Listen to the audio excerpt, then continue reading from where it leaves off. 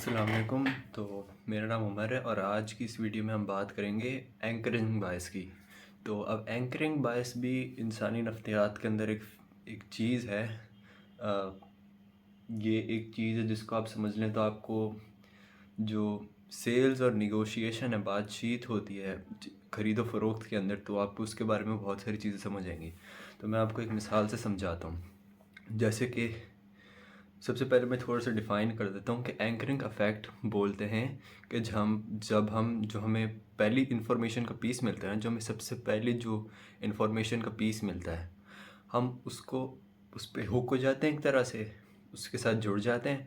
और जो हमें पहला इन्फॉर्मेशन का पीस मिलता है, हम फिर उसके हिसाब से आगे जो इन्फॉर्मेशन आती है उसे जज करते हैं। मसलन एक एक्सपेरिमेंट था जिसके अंदर दो साइंटिस्ट थे। उन्होंने है ना कुछ लोगों को बोला कि वो 8 को मल्टीप्लाई करें 7 से, फिर 6 से, 5 4 3 2 1 इसी तरह बोला। और फिर दूसरे लोगों को बोला था कि वो 1 1 2 3 4 5 6 7 8 9 10 इनको मल्टीप्लाई करें। और इसको करने के लिए उन्होंने बस थोड़ा सा टाइम दिया था, कुछ सेकंड दिए थे मेरे ख्याल में। नंबर वही हैं। पहले पहले जो मल्टीप्लिकेशन हो रही है वो 8 से लेकर 1 तक हो रही है, और दूसरे लोग जो एक्सपेरिमेंट और दूसरे जो लोग हैं वो 1 से लेकर 8 तक कर रहे हैं। अब जिन्होंने 8 7 6 5 जिन्होंने 8 से लेकर 1 तक मल्टीप्लिकेशन की थी, उनका आंसर आया था 2000 के करीब।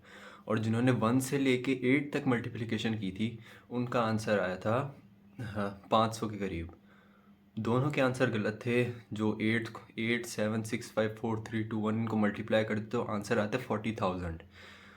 अब ये फ़र्क कैसे आया कि जिन्होंने 8 से मल्टीप्लाई करना शुरू किया था उनका आंसर 2000 तक आया, और जिन्होंने 1 से मल्टीप्लाई किया था उनका आंसर 500 तक आया, मतलब कि 4 गुना कम आया उनका आंसर। अब ये इसलिए था क्योंकि जो सबसे पहले वाली वैल्यू थी वो एक एक ग्रुप के लिए बड़ी थी 8, और दूसरे ग्रुप के लिए छोटी थी। उनका जो पहला पीस इन्फॉर्मेशन था उस हिसाब से उन्होंने आगे के आंसर को जज कर लिया था। अब ये जो चीज़ है एंकरिंग अफेक्ट, जिसमें हम पहले इन्फॉर्मेशन के पीस को उठा के फिर आगे सारी चीज़ों को जज करते हैं, ये सेल्स के अंदर बहुत काम आता है, ख़रीदो फ़रोख्त के अंदर। जैसे कि जो सेल्समैन होते हैं जिनको इस बारे में पता होता है, उनके पास शॉप्स होती हैं। तो वो शॉप्स के अंदर जो सबसे बड़ी, जो सबसे महंगी, सबसे स्टाइलिश, सबसे जो वैल्यूएबल जो चीज़ें होती हैं, सब टॉप ऑफ द लाइन, वो सबसे आगे रखते हैं अपनी शॉप के। और फिर जो पीछे जो और जो चीज़ें उनके पास होती हैं वो पीछे रखते हैं। अब जब लोग आते हैं उनके शॉप्स के अंदर तो उनकी नज़र सबसे पहले टॉप ऑफ द लाइन सबसे महंगी चीज़ों पे पड़ती है, जैसे कि कपड़े हैं। वो देखते कि इनकी प्राइस इतनी है, इनकी प्राइस इतनी है, इतनी इतनी ज़्यादा प्राइस है, तो उनको बहुत ज़्यादा प्राइस लगती है। लेकिन जब वो पीछे जाके देखते हैं तो उनको फिर उस हिसाब से कम प्राइस नज़र आती है, तो वो ये समझते हैं कि एक बहुत अच्छी डील है।